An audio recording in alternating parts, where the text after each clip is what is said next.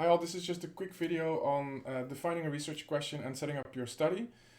This should be useful at least for the Emerging Technologies for Learning course and specifically for your group assignment, but hopefully you will also learn something that you can use for your thesis project, for example. Some of it might be common sense, common knowledge, so we don't mean any disrespect, we just try to offer you as many tools and tricks as possible in conducting this study. There's also a template on Canvas that outlines what is expected for each of the sections of the group report in this case, which also looks a lot like what a thesis would look like, only that it is a bit smaller in its contents. So research questions are often based on a certain theme, an application that you might want to look at, something you observe in practice, something that is a societal development, for example. So in this course, this includes things like a particular emerging technology or a particular product that has gained some attention, and it raises questions. So you wonder why this is so successful, or what kind of psychological mechanisms are involved in the success of this particular application. Or maybe you could ask yourselves if it is even successful, if it's in the early stages and you're not quite sure whether it actually successfully reaches that goal of improving the learning experience. So you combine that sort of intuitive insight, an observation in society, a new product that came to market. You combine that with your a very brief and a very sort of ad hoc search of existing literature to see whether existing literature could maybe be used to explain what you see happening with this development in society. If not, if you identify a gap in existing research, or maybe existing research gives conflicting results, that would be a good argument as to why your research question is relevant and why your research study is needed to get more information on this topic. So good research questions are clear, so they can be easily understood by the reader. Ideally, to the most extent, even by just reading the research question alone, although it often happens that there are some terms in there that need further explanation, which you can then do in the section leading up to the research question. They are also concrete, so they are something that can be measured. Based on the research question, you should be able to deduce what kind of study would be used to test that research question or to address that research question. So it needs to be concrete enough in the sense that it can be analyzed using a particular study setup. It also has to be appropriate, and that doesn't mean that it's appropriately formulated, that it doesn't use any swear words, but it's more about matching that to the chosen study design. So while concreteness means that the study design can be derived from the research question, appropriateness means that there is a clear match between the two, so that the study design that follows actually works for answering that particular research question. It should also be feasible, and when thinking about feasibility, it makes sense to also take into account any constraints you might have. So in this case, time is quite limited because in the course you only have a couple of weeks to actually conduct the study. So you will likely have to come up with a research question that is in one way or another less complex than the one you would use in your thesis project, for example, because that would mean you have more time available, maybe also more resources. So especially in your future career, money can be an issue. Having the technology available that you want to study could be a limitation or a challenge, and also the amount of time that you have available. Finally, it needs to be a relevant research question. So that sort of connects to the previous slide, that you need to make sure that you are addressing a gap in research that contributes some new knowledge to the field, and also that that gap is actually relevant to study. So sometimes you identify something that hasn't been studied before, but there is no valid reason to study that. It's just not interesting, or it doesn't really help anyone move forward. In that case, it's also not relevant. So even though it's not been done before, there is a reason why it hasn't been done. So make sure that you actually address something that will provide new knowledge that, for example, practitioners or policymakers or fellow researchers can use to move the field forward. There are different types of research questions. There are also many categorizations of types of research questions. So We decided to go for this one, but there are many other terms that are oftentimes used. This is drawn from a book on literature reviews. So it's actually focused more on types of literature studies you could do, but we changed the examples and the description around a bit so that it applies to experimental studies as well. So if you're looking more into a descriptive or a design research, so that's something that's commonly done in the new media design track. That's all about introducing or exploring a new, often concept or a trend that you see in society. So an example research question could be, what are some current trends in the use of games in education?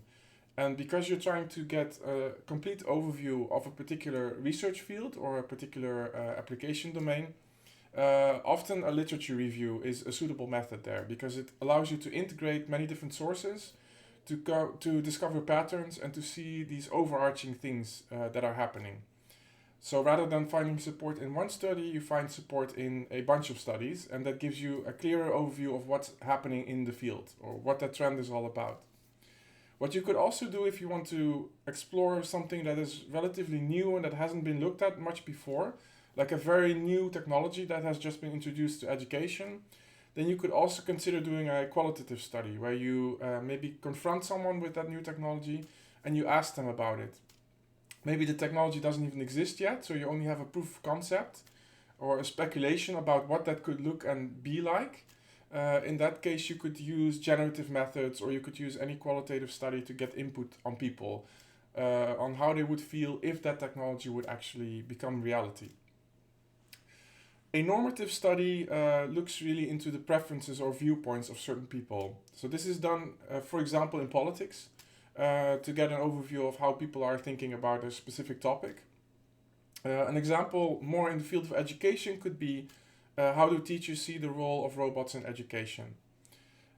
This often implies a qualitative study as well because you're looking for someone's opinion, someone's attitude towards something. So it makes sense to approach those people and, for example, interview them or conduct a focus group. A relational study or relational research question implies that you're studying the relationship between two variables or multiple variables, how they relate to each other. This is done when you don't really know which one came first or how one influences the other, or if there is a mutual influence between the two.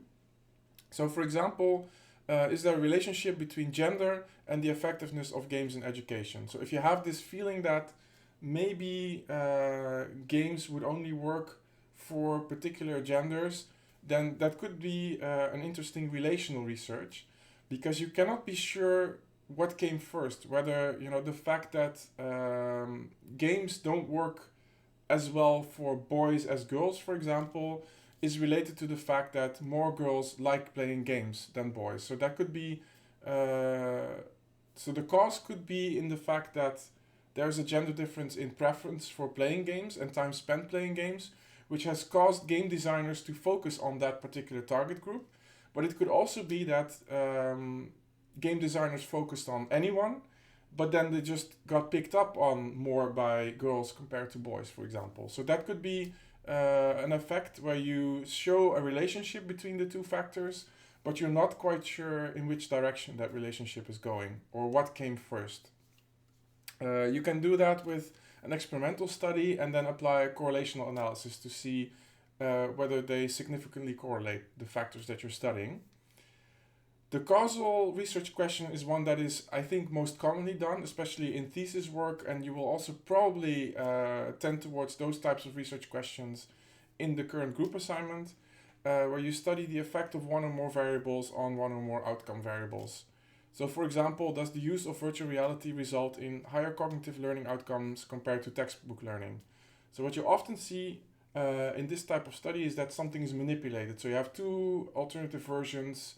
One has no avatar, one has an avatar, things like that, and you compare those two conditions. So you randomly assign people to these conditions and you see whether there's a difference on, for example, learning outcomes between those two variations of the same intention, the same task.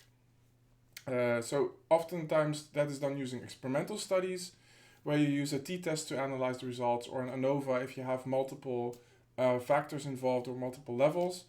And sometimes mediation or regression analysis is used to also explain why an effect is happening. An example of one of those research questions is coming up in the next slides.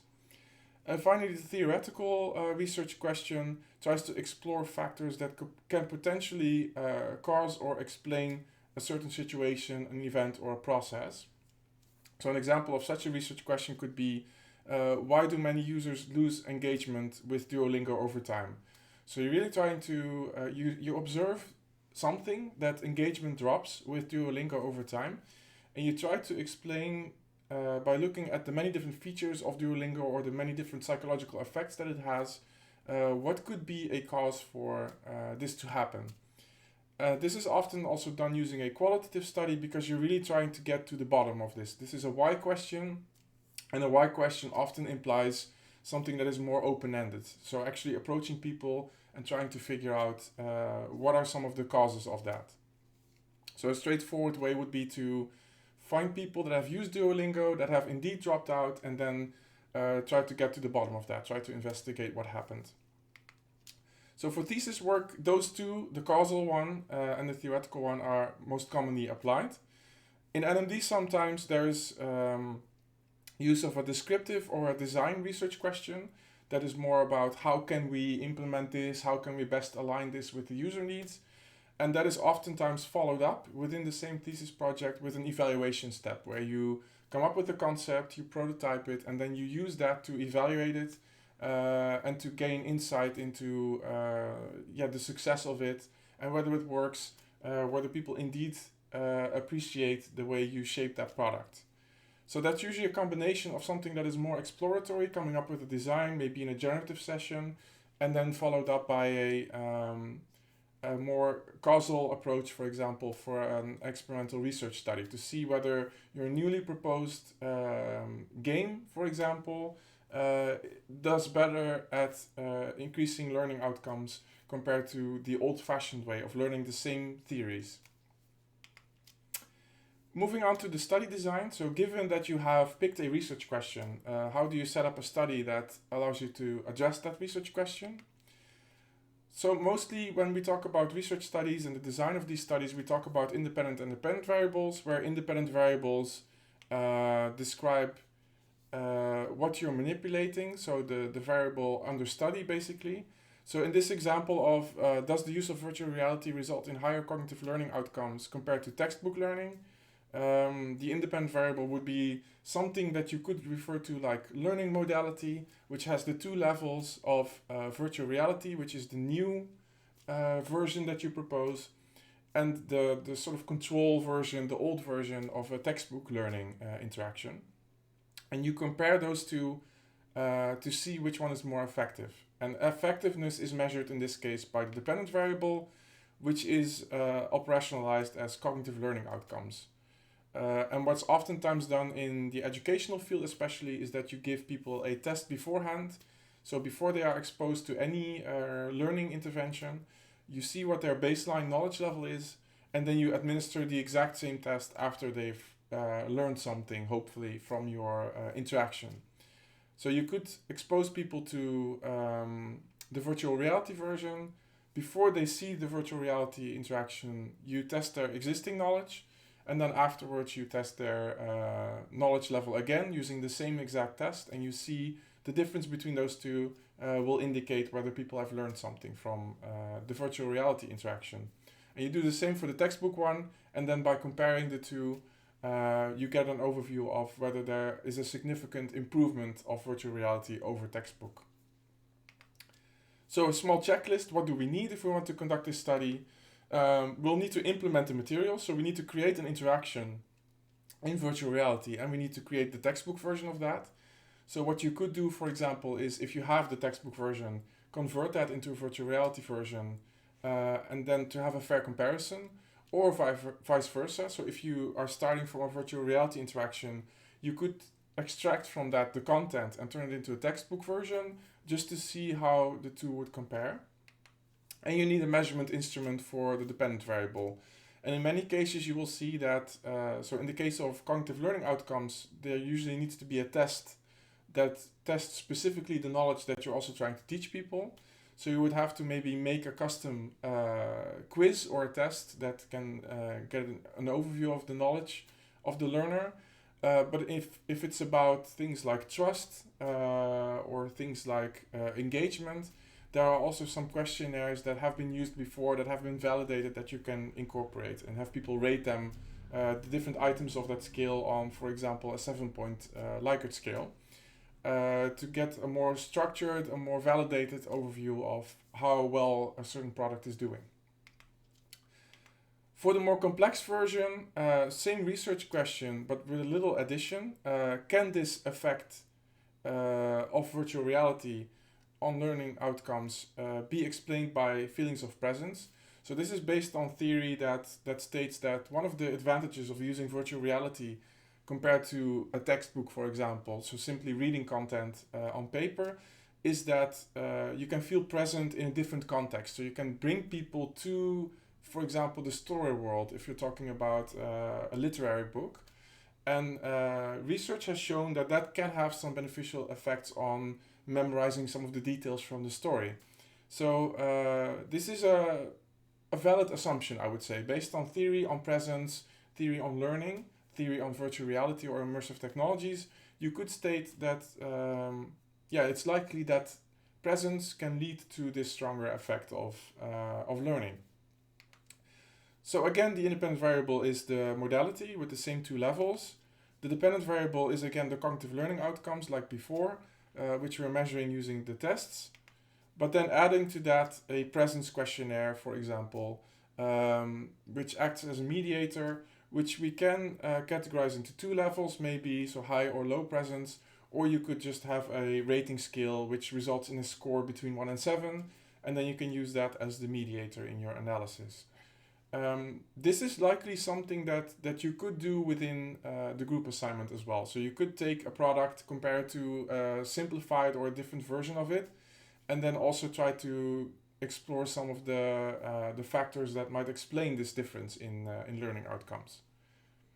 What you could also do to keep it a little bit more simple, especially if you don't have this ability to have two versions that you can compare, is that you only have one version. So let's say you only have the virtual reality version. You measure learning outcomes to test whether people learn something from virtual reality. So you don't have anything to compare it to, but you still know whether the technology helps. And then you include something like a presence questionnaire to see whether presence can indeed be used to explain that effect. So you could still do a similar type of analysis, even if you don't have anything to compare it with. So here, this is basically an extension of what I was just beginning to tell you. There are some challenges within the course, especially because we're dealing with existing products, and we chose existing products to save time for feasibility reasons, but that also comes with some drawbacks because we don't have full control over these products. They are commercial educational games, for example, so we cannot really dive into the code, make changes, and see if we change a feature around whether that has an effect on learning. So it may be difficult to actually get into the tool or into the technology and make these changes. Like the difficulty of a game, for example. What we can do is compare it to a control group. So using a gamified interaction and comparing it with a non-gamified one. Or using something that has an avatar and then removing that avatar to see what the added value of having that avatar there is. We can also compare between different segments or features because these are mostly quite elaborate, the products that we're using. They have a lot of features. So you could direct the participants in your study to only complete, for example, one level of the game. And you could give different levels with different difficulty to your participants to see whether, if you confront someone with a very difficult level, does that give a stronger effect on learning than when you give them a very easy level to complete. Also, apps like Duolingo have a lot of features. They keep adding more features as well, like leaderboards and things. And you could also instruct or guide your participants in such a way that they don't use some of the features in one condition. And in the other condition, the other group of participants, they do get to use that feature to see what the added value of having that feature could be. What you could also do is focus more on the participants rather than the product. by measuring some individual characteristics of the participants and then trying to figure out whether someone's preferred learning style or someone's age or someone's existing knowledge is a factor in the success of a particular technology. What you could also do is change the context in which the product is used. So, for example, simulating a classroom setting versus learning by yourself at home, or learning with others versus learning by yourself, using a controller or using keys as input, touch screens or regular screens with keyboard and mouse again, or VR and a flat screen on which you project the same 3D environment. All of those things could affect the potential of a particular technology. Finally, you can also try to dig a little bit deeper and try, if you know or you're almost sure that something has an effect on learning, it's been proven before, you try to find factors that can explain that effect. So the presence example that was mentioned on the previous slide could be one of those factors. When you're talking about anthropomorphic agents, there are a lot of things that could explain a positive effect of agents, like the bond that is created with that agent, for example, or the sense of enjoyment that comes out of this interaction. That can be done if you don't have a comparison between conditions, so you won't do a full mediation analysis. You could do that using a regression analysis. So if my sense of presence increases by 5 points, that's a lot actually, by 2 points maybe, how much does on average my learning outcome increase based on that? So how strongly are those two related? Finally, some examples. This is one of the examples that is included in the list of products that you could test. Basically, the top image is the example. So it's a Minecraft for education version that has a lot of scenarios in there, a lot of educational interactions. And in this one, the aim of the game, so to say, the virtual environment in Minecraft is to teach you about machine learning. By having you program using a drag and drop interface all kinds of small interactions, like letting an agent take several steps, then turn, then take some more steps, building up to more complex machine learning like coding. And the coding interface is very strongly related to Scratch, which is an open source programming environment that you can access online that is not necessarily gamified. So it does make things more visual, more intuitive, but it doesn't have this sort of quest approach that Minecraft introduces. So what you could do is compare the two. So you could teach someone with a basic tutorial how to do something in Scratch and compare that to the interaction that is embedded in Minecraft. Or you could use the Scratch environment as a pre and post test. So have people try to create something in the Scratch environment, then have them learn from Minecraft and see how much of that newly acquired knowledge remains when they have to do an assignment in the Scratch interface that is more basic compared to the fancy 3D Minecraft one.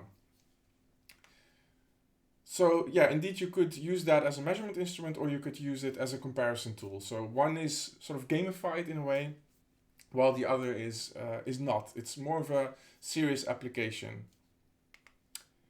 Another example, unfortunately this is in Dutch, but the main idea is, this is Steffi. And Steffi was created to teach people about many different topics. So it's also used when there is a voting going on, like a political voting call. And you have these tools that help you make a choice between the different political parties, which one best matches your interests and your opinions. And people found that these can be hard to use if you just have the text there, the statements that you answer. Especially people that are that have low literacy skills, they struggle with understanding what exactly is being said in these statements. So what they did with Steffi was add some more context to it, and you could ask Steffi to explain some of the terms that were embedded in this this political party statements and this decision tool. And they did this in a lot of different areas. So in this case, you see some of the negative effects of smoking. So this is again, a sort of educational interaction with Steffi, where she uses voice to explain, to basically read out the text that is shown here as well. and to read it out to people and to inform them about some of the negative consequences of smoking. So what you could do here, for example, is to remove the avatar, um, and just show, and there are also some small animations. So you could decide to maybe leave all of those out as well. And the avatar also gestures, so make it more of a static display, a sequence of images, for example, and compare that to the more interactive version where Steffi is actually talking about it and reading it out to participants, to see whether that hearing her voice and seeing her perform these gestures to underline some of the points she's making, whether that results in stronger memorization of the topic that she's discussing. So what you could do is measure afterwards how much do they still remember. So you ask them like what kind of toxic metals are embedded in a cigarette, and then ask them to list them to see whether they memorize more if they have the avatar as a companion. What you could also do is play around with the looks of this avatar. So that will be difficult if you want to preserve the gestures and everything, but if you just want to make it a static avatar, you could play around with certain features of it, just to see how people respond to different versions of that avatar, and to see if the appearance of it has an effect on how engaged people are or how much they remember after interacting with it. So finally, most of the stuff I've talked about kind of assumed that you were going for a between subjects design, where you split your participant pool into two, for example, and then one group gets the VR experience and one group gets the text-based experience. You could also consider doing a within subjects design.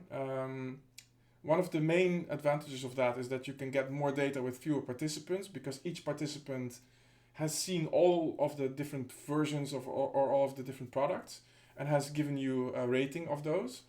But it does make studies last quite a bit longer. So especially, and this is maybe mostly important for your thesis work, if you do an online study that is a Qualtrics survey, be aware that it could start taking a longer time if you do a within subjects design, and then you will see a high number of dropouts, and which results in unusable data, because people get bored, or they think they're doing you a favor that is only like 5 or 10 minutes, but it ends up being like half an hour. And then they get frustrated and they drop out. What's also a challenge within subjects is that you show them multiple versions of something, so it becomes clear to the participant what it is you're looking for, what it is you're measuring. So that's something to keep into account. So sometimes that can be a problem, sometimes it's not a problem at all.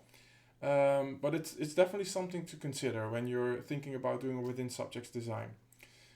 What it also does is turn these measurements into relative ones. So for example, if, again in the VR versus text-based example, if I measure presence, then, and they get the VR version first, for example, they will score like a 6 out of 7 on presence. Then they will get the text-based version, and even though the story can be quite immersive, given the fact that they've experienced the VR version, they know that there is something more immersive out there. So they will likely rate it lower, because it becomes sort of relative to what they've seen before. Well, if you separate them, it could be that people rate the text-based version relatively higher. What this does do, and that's sort of a positive side effect, I would say, is that it can compensate for potential confounding variables that are related to the individual. So if you have a person that is very anxious about robots, or that has a very negative opinion about robots in general, and you have two different robot interactions, where one is very peer-like, so it's like a fellow student, and the other one is more of an authority, more of a teacher. If you encounter a participant that dislikes robots altogether, they will rate any of them, and if it's between subjects, no matter which condition they're in, they will give it a relatively low rating, probably on stuff like likability. But if you expose this participant to both versions, you will see that both of them have a relatively low rating, but that there might still be a difference between the two. So there might still be a preference for one over the other. And if you only have that participant in one condition, you might assume that they just don't like the peer-like robot, but that doesn't necessarily have to be the case, because it turns out they just don't like robots much in general. And that's something you do see, and you can sort of compensate for if you have a within subjects design. When you do apply a within subjects design, it's really important that because there is this order effect, so whatever they see first will affect the rating of the second thing, that it's important to vary the order of presenting the different conditions. So if, for example, half of the participants have seen the text-based version first, followed by the VR version, you would have the other half see the VR version first, followed by the text-based version. That compensates as much as possible for a potential effect of the order of presenting the conditions. All right, I hope this helps in setting up your study. Looking forward to discuss this more with you in our practical session.